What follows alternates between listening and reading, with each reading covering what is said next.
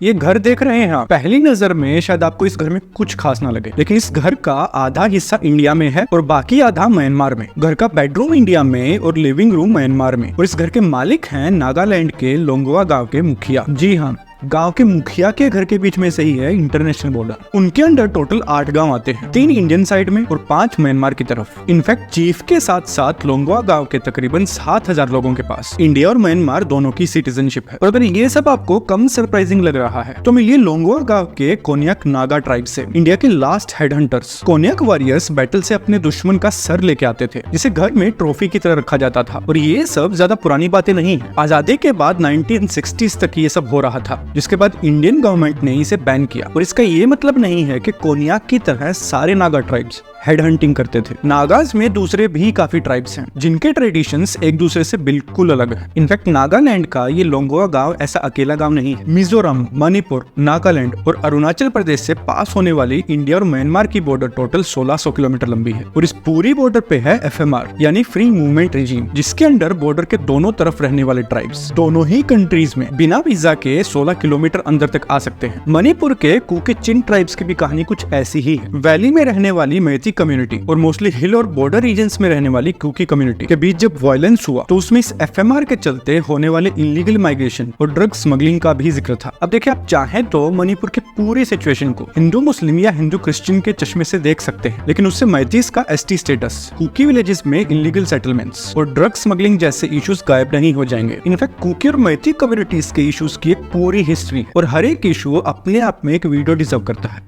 लेकिन इस वीडियो में बात बॉर्डर के दोनों तरफ होने वाली मूवमेंट यानी FMR की। अब देखिए, पहला सवाल तो ये आता है कि FMR आया कहां से? कैसे इंडिया की तरफ रहने वाले लोग फ्रीली म्यांमार जा पा रहे हैं या वहां के लोग इंडिया में? इस रीजन को समझने के लिए आपको थोड़ा पीछे चलना होगा। आजादी के टाइम हुए पार्टीशन में पंजाब और बंगाल अकेले ऐसे रीजन नहीं थे जिन्हें ओवरनाइट मैप पे एक लाइन खींच के 2 अलग अलग कंट्रीज में बांट दिया गया था। नॉर्थ ईस्टर्न स्टेट्स के साथ भी कुछ वैसा ही हुआ था। लोंगवा गांव के हेड का घर तो बस एक एग्जाम्पल है। बॉर्डर रीजन के इन ट्राइब्स में ऑलमोस्ट हर घर की फैमिली और रिलेटिव्स बॉर्डर के दोनों तरफ रहते हैं। और बात सिर्फ सेम एथनिसिटी या कल्चर की नहीं है। ये रीजन्स मेनलैंड से ना सिर्फ काफी दूर हैं, बल्कि यहाँ डेवलपमेंट भी कंपैरेटिवली काफी कम हुआ है। तो यहाँ की लो इनकम इकोनॉमी एक दूसरे पे काफी डिपेंड करती है ट्रेड और बिजनेस के लिए। म्यांमार के लोगों के लिए भी इंडियन साइड के टाउन ज्यादा नजदीक है उनकी खुद की कंट्री से। 2014 में लोंगवा गांव में खुले एक स्कूल में तो दोनों ही कंट्रीज के बच्चे पढ़ते हैं। लोगों की जरूरत, म्यांमार के साथ अच्छे रिलेशंस और एक्ट ईस्ट पॉलिसी के चलते इंडिया म्यांमार ने 2018 में इंप्लीमेंट किया FMR, जिसका प्राइमरी ऑब्जेक्टिव था इस रीजन में ट्रेड और डेवलपमेंट को बढ़ावा देना। और एशियन हाईवे 1 के थ्रू म्यांमार, थाईलैंड और कंबोडिया जैसी साउथ ईस्टर्न कंट्रीज के साथ ट्रेड इंप्रूव करना। और ऐसा भी नहीं है कि इंडिया ये सब बस म्यांमार बॉर्डर पे कर रहा है। वो चाहे कोलकाता से ढाका तक बांग्लादेश के साथ ट्रेन सर्विस हो, या सिक्किम से चाइना के साथ सीजनल बॉर्डर ट्रेड हो, और या फिर कश्मीर के उरी और पुंछ से रावला कोट तक पाकिस्तान के साथ बस सर्विस हो। लोकल्स की डिमांड के हिसाब से इंडिया नेबर्स के साथ एंगेज करता रहा है। लेकिन म्यांमार बॉर्डर पे FMR जितनी यूनिक है उतनी ही लंबी चौड़ी है इसके चैलेंजेस की लिस्ट। अब देखिए, म्यांमार के साथ का border region almost entirely forest है और इस बॉर्डर पे फेंसिंग भी नहीं की गई है। मणिपुर में तो बस 6 किलोमीटर की बॉर्डर पे ही फेंसिंग की गई है, जिससे इस बॉर्डर को मॉनिटर करना बहुत ही मुश्किल है, जिसका फायदा उठाते हैं मिलिटेंट्स इंडिया में ड्रग्स, फेक करेंसीज और वेपन स्मगल करने के लिए। आपने बॉर्डर के उस पार से पंजाब में आने वाले ड्रग्स के बारे में तो सुना ही होगा, मूवीज भी देखी होंगी, लेकिन नॉर्थ ईस्ट का जिक्र आपने शायद ही सुना हो। अब देखिए, दुनिया के 2 सबसे बड़े अफीम प्रोड्यूसिंग रीजन्स एशिया में ही है। पहला है गोल्डन क्रेसेंट, जो कवर करता है अफगानिस्तान, पाकिस्तान और ईरान का कुछ एरिया। पंजाब में आने वाली मोस्टली ड्रग्स इसी रीजन से आती है। और दूसरा है गोल्डन ट्रायंगल, जो कवर करता है चाइना, थाईलैंड, लाओस और म्यांमार के रीजन्स। और इस रीजन से आने वाली ड्रग्स इंडिया में एंटर होती है नॉर्थ ईस्ट से। अकेले मणिपुर में 2022 में हेरोइन, गांजा और ब्राउन शुगर जैसी 1200 करोड़ रुपए की ड्रग्स पकड़ी गई या डिस्ट्रॉय की गई। इनफैक्ट मणिपुर में खुद अफीम की खेती होती है। 2022 में हजारों एकड़ अफीम की खेती को डिस्ट्रॉय किया गया है। और इस पूरे बॉर्डर पे ज्यादा रोक टोक ना होने की वजह से मिलिटेंट्स क्राइम कमिट करके इजीली बॉर्डर क्रॉस कर जाते हैं। पर ड्रग्स इकलौती प्रॉब्लम नहीं है इस बॉर्डर पे। दूसरी बड़ी प्रॉब्लम है वेपन्स की। नॉर्थ ईस्ट इंडिया में 50 से भी ज्यादा इंसर्जेंट ग्रुप्स हैं जिन्हें चाइना वेपन सप्लाई करता है। इन ग्रुप्स का पुराना कनेक्शन रहा है चाइना के साथ। इनफैक्ट 2020 में रिपोर्ट्स के हिसाब से इंडिया के 4 मोस्ट वांटेड इंसर्जेंट लीडर्स को चाइना की कुनमिंग सिटी में चाइनीज आर्मी के ऑफिसर्स ट्रेनिंग से लेके वेपन्स तक सप्लाई कर रहे थे। अब इन रिपोर्ट्स को चाइना तो कभी एक्सेप्ट नहीं करता, लेकिन चाइना और पाकिस्तान के साथ 14,000 किलोमीटर लंबी बॉर्डर को प्रोटेक्ट करने वाली इंडियन आर्म्ड फोर्सेस के लिए बिना फेंसिंग के म्यांमार की बॉर्डर को इफेक्टिवली मैनेज करना कोई इजी काम नहीं है। और ऐसा नहीं है कि इस बॉर्डर पे फेंसिंग करने की कोशिश नहीं की गई। इंडिया और म्यांमार दोनों ही कंट्रीज ने इस बॉर्डर पे फेंसिंग की कोशिश की है, लेकिन दोनों ही साइड से ट्राइब्स के प्रोटेस्ट के बाद इस काम को बीच में ही बंद करना पड़ा। ये फेंसिंग ना सिर्फ ड्रग्स, वेपन्स और फेक करेंसी की स्मगलिंग को रोक सकती है, बल्कि रेफ्यूजीज को भी। वो कहते हैं ना कि सर मुड़ाते ही ओले पड़े। वेल, एफएमआर के साथ भी कुछ ऐसा ही हुआ। 2018 में इंडिया ने शुरू किया एफएमआर और उसके 3 साल बाद म्यांमार में हुआ ये, जिसे अंग्रेजी में कू और हिंदी में बोलते हैं तख्ता पलट। इसका रिजल्ट म्यांमार साइड से इंडिया में रेफ्यूजीज की भरमार। आपने न्यूज में रोहिंग्या रेफ्यूजीज के बारे में तो सुना होगा, वैसा ही कुछ हाल म्यांमार साइड के कुकी चिन ट्राइब्स का भी था, जिससे भारी नंबर्स में म्यांमार साइड से रेफ्यूजीज इंडिया में आए, स्पेशली मणिपुर और मिजोरम में। और इन ट्राइब्स के आपस में कल्चरल टाइज की वजह से इंडियन साइड के ट्राइब्स ने उन्हें प्रोटेक्ट भी किया। एक एस्टिमेट के हिसाब से मिजोरम के कैंप्स में 40,000 से ज्यादा ऐसे रेफ्यूजीज हैं और ये इलीगल माइग्रेंट्स मणिपुर में भी आए। स्टेट गवर्नमेंट की एक कमेटी के हिसाब से ये नंबर 2000 के आसपास है। इनफैक्ट पिछले साल सितंबर में 5000 से ज्यादा ऐसे इलीगल माइग्रेंट्स को आइडेंटिफाई किया गया, जिसमें से 4300 को वापस भेजा जा चुका है। मणिपुर में हुए क्लैशेस में इन रेफ्यूजीज का भी जिक्र था। स्टेट गवर्नमेंट का मानना है कि हिल एरियाज में इन रेफ्यूजीज को सेटल करने के लिए जंगल को साफ करके नए गांव बसाए जा रहे हैं। इन इलीगल माइग्रेंट्स के लिए जहां मैथिक कम्युनिटी का कहना था कि रेफ्यूजीज ड्रग ट्रेड में इन्वॉल्व होकर स्टेट की ट्रबल्स बढ़ा रहे हैं, वहीं कुकी कम्युनिटी का कहना है कि स्टेट इस मौके का फायदा उठा के कुकी कम्युनिटी का सफाया करना चाहती है। जैसे जैसे रेफ्यूजीज का एक क्राइसिस बढ़ा तो इंडिया ने एफएमआर को सस्पेंड तो कर दिया, लेकिन फेंसिंग के बिना ड्रग ट्रैफिकर्स या इलीगल माइग्रेंट्स को रोकना ऑलमोस्ट इम्पॉसिबल है। इनफैक्ट बॉर्डर के दोनों तरफ कल्चरल टाइज की वजह से फेंसिंग होने के बाद भी इन एक्टिविटीज को रोकना मुश्किल होगा। और लोकल इकोनॉमी, हेल्थ केयर और एजुकेशन पे पड़ने वाले इम्पैक्ट की वजह से पूरी बॉर्डर की फेंसिंग या एफएमआर को कंप्लीटली रिमूव करना भी रिकमेंड नहीं किया जाता। मोस्टली एक्सपर्ट्स का मानना है कि एफएमआर को बेटर रेगुलेट करने की जरूरत है,